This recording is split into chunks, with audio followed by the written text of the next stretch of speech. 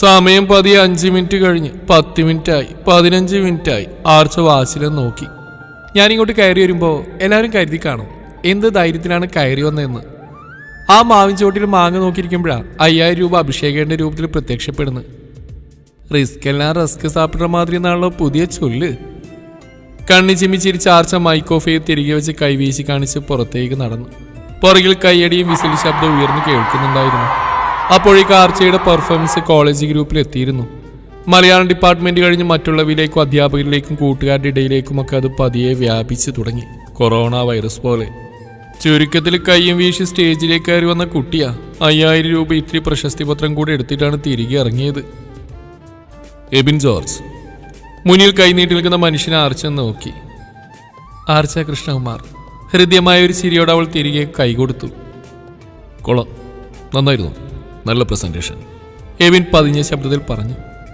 Thank you. തലൽപ്പം കുനിച്ച് നന്ദി പറഞ്ഞ അവൾ എബിന്റെ പുറകിൽ നിൽക്കുന്ന അഭിഷേകിനൊന്നും പാളി നോക്കി. അവൻ ചിരിയോടെ മുന്നിലേക്ക് വന്നു. ആർച്ചയുടെ തലയിൽ പതിയൊന്ന് കൊട്ടി. പ്രിൻസിപ്പൾ എച്ചോടിയും പെട്ടെന്ന് അവിടെ അടുത്തേക്ക് വന്നു. ആർച്ച അല്പം മാറിയുന്നു. കാണണം. ആർച്ചയുടെ ചുമലിൽ തട്ടിയ എബിൻ ചിരിയോടെ പറഞ്ഞുകൊണ്ട് അവരുടെ കൂടെ സ്റ്റേജിലേക്ക് കയറി. എന്തിന്? അവൻ തട്ടിയ സ്ഥലത്ത് കൈകൊണ്ട് തൂത്ത് തിരിഞ്ഞു നോക്കി അവൾ കണ്ണുമിഴിച്ചു. എന്തേലും ആവട്ടെ. ആർച്ച പിറുപിറുത്തോണ്ട് ഫ്രണ്ട്സിനെ തപ്പിയെടുത്തു. ഉദ്ഘാടനം കഴിഞ്ഞ ഉടനെ ആർച്ചയും ഫ്രണ്ട്സും കുളത്തിൽ മുങ്ങി കിണറ്റിൽ പൊങ്ങി. ഇടയ്ക്ക് റെസ്റ്റ് റൂമിൽ പോകാൻ ധൃതിയിൽ ഓടുമ്പോഴാണ് വയലൊരുത്തൻ തടഞ്ഞു നിർത്തിയത്. ആർച്ച, തന്റെ സ്പീച്ച് ഉണ്ടല്ലോ, ഉഗ്രനായിരുന്നു കേട്ടോ. മൂത്രശങ്കകാരൻ ഞെളിപിരി കൊള്ളുന്ന ആർച്ചവനെ തുറിച്ചു നോക്കി. ഉഗ്രൻ അല്ലടോ ശരു. ചിരിച്ചു കാണിച്ച് കൈത്താട്ടി മാറ്റി ഓടുന്നതിനിടയിൽ അവൾ പിറുപിറുത്തു. വെള്ളം നിറച്ച ബലൂണ് പോലെ ഈ വീർപ്പിച്ച ബ്ലാഡറും തൂക്കി നടക്കുമ്പോഴാണ് അവന്റെ ഒരു അഭിനന്ദനം. അന്ന് വൈകുന്നേരം വരെ അഭിനന്ദനങ്ങളും തന്നെ നോക്കി അടക്കം പറയുന്നവരുടെ മിഴികളിൽ നിറയുന്ന സ്നേഹവും അസൂയൊക്കെ നന്നായിട്ട് ആസ്വദിച്ചു ആർച്ച. പലവട്ടം തന്നെ അടുത്തേക്ക് വരാൻ ശ്രമിക്കുകയും തിരിച്ചു പോവുകയും ചെയ്യുന്ന കീർത്തിയും ഇതിനിടയിൽ അവളുടെ ശ്രദ്ധയിൽ പതിഞ്ഞിരുന്നു. ആരു? ബസ് ഇറങ്ങി വീട്ടിലേക്ക് നടക്കുമ്പോൾ കീർത്തി വിളിക്കുന്നേട്ട് ആർച്ച തിരിഞ്ഞു നോക്കി. അവൾ നടന്ന് അടുത്തെത്തുന്നവരെ ആർച്ച കാത്തു നിന്നു. ആരു, എനിക്ക് നിന്നോട്. മുന്നിൽ നിന്ന് പതർച്ചയോടെ പറയുന്നവളെ കാണുമ്പോൾ ആർച്ചക്ക് മനസ്സിലൊരു നിർവികാരതയായിരുന്നു. എന്താ കീർത്തി?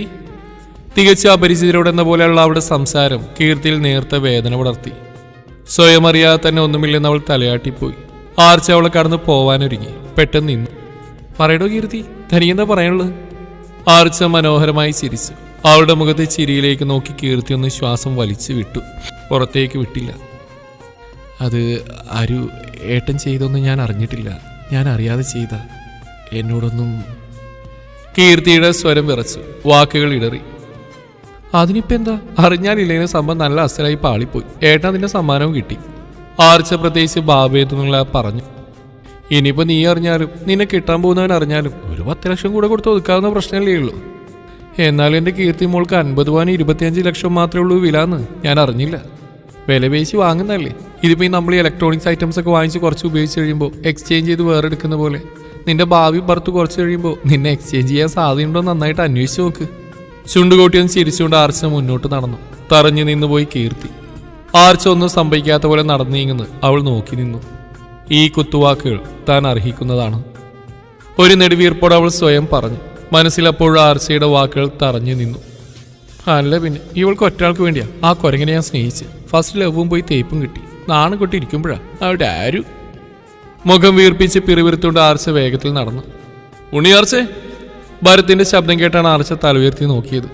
എതിർവശത്ത് റോഡരികിൽ ബൈക്ക് വെച്ച് അതിലിരിക്കുന്ന ഭരത്തിനെ കണ്ടവൾ ചുറ്റും നോക്കി. എന്താ ഇവിടെ? അവനടുത്തേക്ക് ചെന്നവൾ ചോദിച്ചു. ഞാനിത്തിരി മീൻ വാങ്ങിക്കാൻ വന്നാ. ഭരത്ത് കണ്ണിച്ചിമ്മി ചിരിച്ചു. ആർച്ച മുഖം വീർപ്പിച്ച് അവനെ നോക്കി. സത്യമായിട്ടും ഇത്തിരി മീൻ വാങ്ങിക്കാൻ വന്നാ? കയ്യിലിരുന്ന കവറേത്തി കാണിച്ച് അവൻ പറഞ്ഞു. രാവിലെ മീൻ വന്നില്ല. മീൻ കിട്ടിയില്ലെങ്കിൽ ചോറുണ്ണാൻ പറ്റാത്ത ഒരാളുടെ വീട്ടിൽ. ആർച്ച തലയാട്ടി. ഉണ്ണിയാർച്ച കോളേജിനെ മൊത്തത്തിൽ ഇരുത്തി ചിരിപ്പിച്ചെന്നൊരു വാർത്ത കേട്ടല്ലോ. ഭരത് അവളെ കളിയാക്കി. ആണല്ലോ. ആർച്ചയും ചുണ്ടുകൂട്ടി പുച്ഛിച്ചു. എന്റെ തമാശ കേട്ടേ യുവ സംവിധായകൻ സാക്ഷാൽ എബിൻ ജോർജ് പോലും എന്നെ അഭിനന്ദിച്ചു.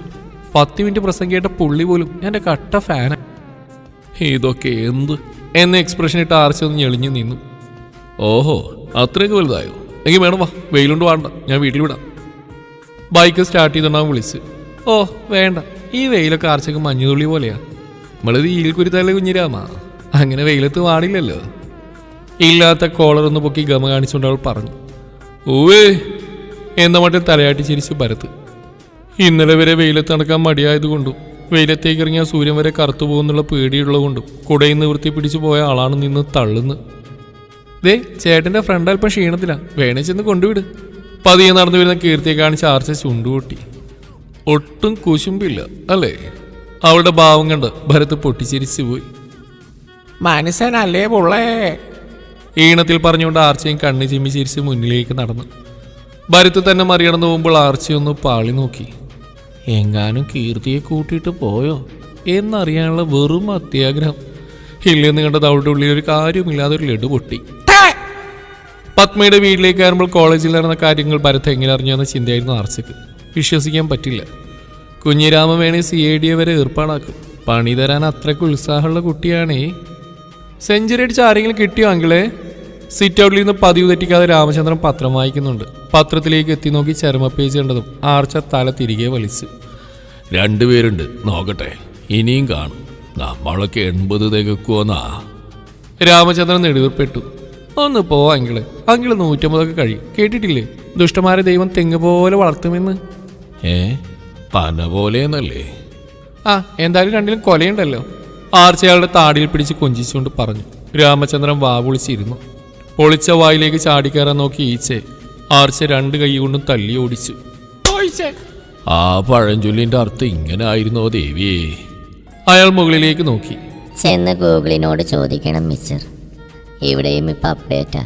ഞാൻ വരെ ഇപ്പം ഗൂഗിളിനോടാ സംശയം ചോദിക്കുന്നത്. പിന്നെയാ ഉച്ചവരെയുള്ള ക്ഷീണം വിശ്രമിച്ചു തീർക്കാൻ ദേവി കണ്ണുപോലും തുറക്കാതെ മറുപടി നൽകി. എത്തിയോ മിസ് ആർച്ച കൃഷ്ണകുമാർ? ഫ്രിഡ്ജിൽ നിന്ന് വെള്ളമെടുത്ത് കുടിച്ചു കൊണ്ടുവരുന്ന ഭരത് അവളെ കളിയാക്കി. ചോദ്യത്തിൽ എന്തോ ഒരു സംശയത്തോടെ മുഖം കൂർപ്പിച്ച് അവന്റെ കയ്യിൽ നിന്ന് ബോട്ടിൽ വാങ്ങി ഒന്ന് ചുഴിഞ്ഞു നോക്കി ആർച്ച. വാങ്ങിയ ഉടനെ അവരുടെ വയറ്റിനിട്ടൊരു കുത്തും കൊടുത്തു. അമ്മേ! ഭരത് വയറ് പൊത്തിപ്പിടിച്ച് അറിയാതെ വിളിച്ചുപോയി. എന്താടാ? പത്മ അടുക്കളയിൽ നിന്ന് വിളിച്ചു ചോദിച്ചു. അതമ്മേ, അമ്മ അറിഞ്ഞോ? അമ്മയുടെ ആരുമോളെ സിൽമിയിലെടുത്ത്. ഏത് സൽമാനാ മോളെ എടുത്ത്? അമ്മേ, സൽമാനല്ല, സിൽമ. തന്നെ കളിയാക്കുന്ന ഭരത്തിനെ നോക്കി ആർച്ച പല്ല് കടിച്ചു. ഭരത്ത് മുഴുവൻ പല്ല് കാണിച്ച് ഇളിച്ച് കാണിച്ചു. കുഞ്ഞിരാമോ?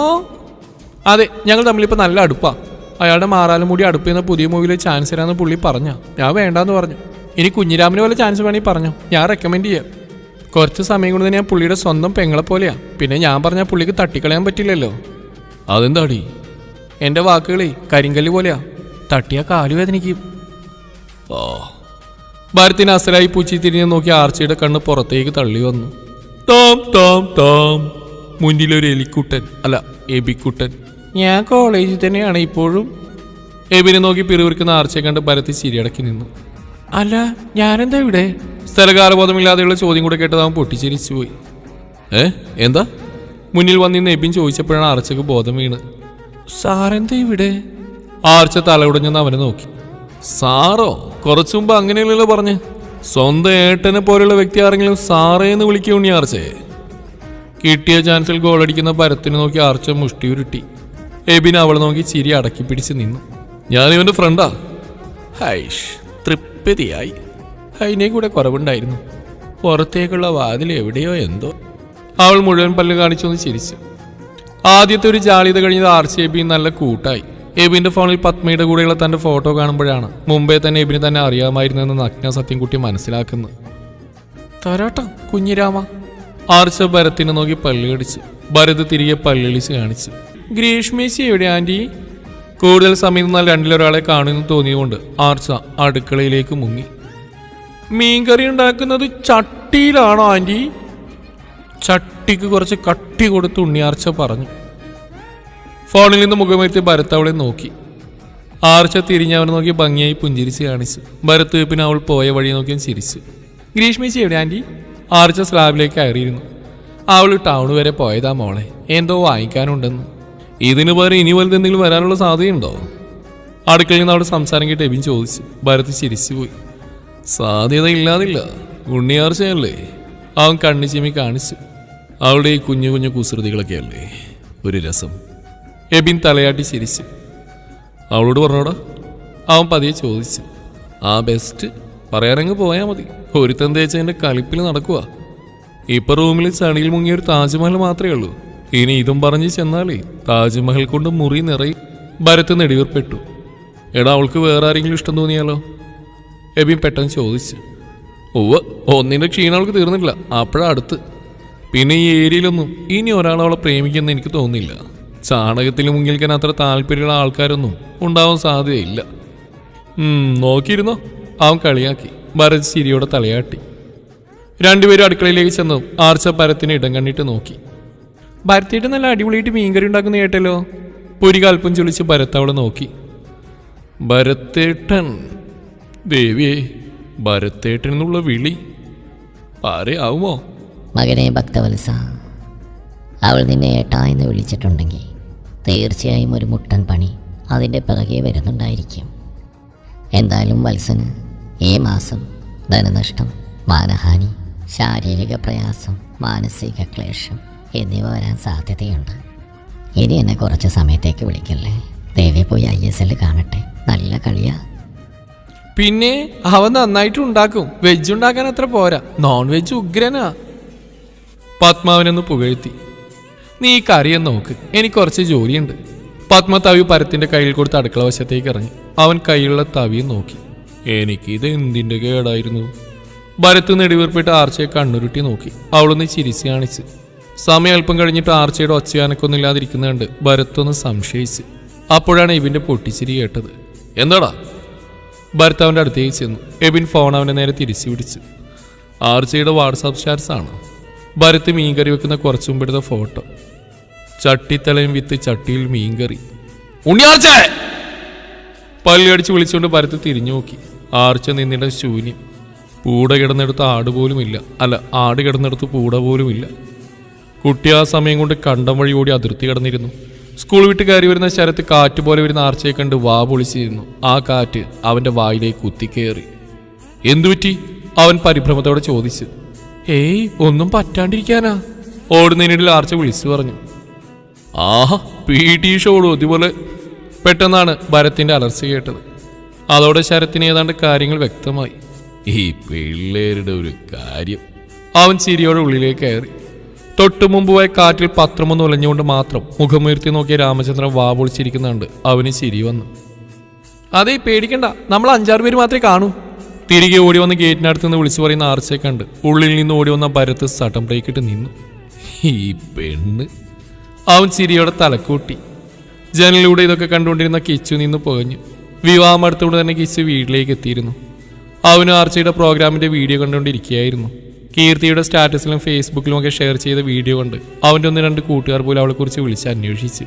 നിമിഷങ്ങൾ കഴിയുന്നതിനനുസരിച്ച് വ്യൂവേഴ്സും ലൈക്കും ഷെയറും കൂടി വന്നു. അത് കാണവേ കിച്ചുവിൻ്റെ ഉള്ളിൽ ഒരു അസ്വസ്ഥമായ രൂപം കൊണ്ടു. വെറും അസൂയ. നോക്കേണ്ടെന്ന് എത്ര കരുതിയിട്ടും വീണ്ടും അവൻ്റെ കണ്ണുകൾ അതിൽ തന്നെ പതിഞ്ഞു കിടന്നു. എന്നിട്ട് വീണ്ടും കിടന്ന് പുകഞ്ഞു. മനസ്സ് വീണ്ടും ആർച്ചയും അനഘയും തമ്മിൽ താരതമ്യം ചെയ്തു തുടങ്ങി. ഇക്കരെ നിൽക്കുമ്പോൾ അക്കരെ പച്ച. അത് തന്നെ. ഒടുവിൽ സൗന്ദര്യം, സമ്പത്ത്, വിദ്യാഭ്യാസം എല്ലാം അനഘയ്ക്ക് കൂടുതലാണെന്ന് കണ്ടുപിടിച്ച് ആശ്വാസം അടഞ്ഞു. വെറും താൽക്കാലികം. ഉള്ളിലെങ്ങാണ്ട് കിടന്ന അസൂയ വീണ്ടും തലപൊക്കി നോക്കി ബഹളമുണ്ടാക്കി. പിന്നെ ഭരത്തിനെയും തന്നെയും താരതമ്യം ചെയ്തു. ആലോചിച്ച് കാട് കയറി അസൂയമോത്തുള്ള സമാധാനം മുഴുവൻ പോയപ്പോൾ കിച്ചു ഭരത്തിനെ 4 ചീത്ത വിളിച്ചു. ഉച്ചത്തിൽ വിളിച്ചാൽ മൂക്കിന്റെ കാര്യത്തിൽ ഒരു തീരുമാനമാകുമെന്ന് ഉറപ്പുള്ളതുകൊണ്ട് അവൻ 4 ചുമരിനുള്ളിൽ ആ കലി തീർത്ത് അടങ്ങി നിന്നു.